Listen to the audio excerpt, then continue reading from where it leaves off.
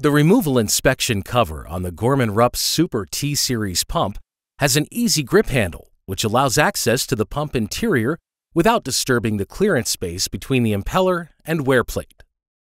If a clog does occur, simple removal of 2 nuts provides quick and easy access to the obstruction. If additional access to the pump is required, the back cover assembly can also be easily removed. Just remove the 4 nuts and pry the back cover assembly away from the casing. A secondary method of removing the assembly from the pump casing is to install 2 1/2-inch by 2-inch cap screws into the tapped holes in the back cover. With a socket wrench, use the cap screws to push the back cover assembly away from the pump casing. When the assembly has been removed, inspect the wear plate and replace if it is damaged or worn. To remove the wear plate from the back cover assembly, disengage the hardware.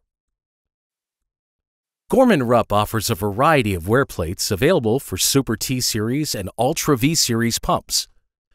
Before returning the assembly to the casing, inspect the back cover O-rings and replace if necessary.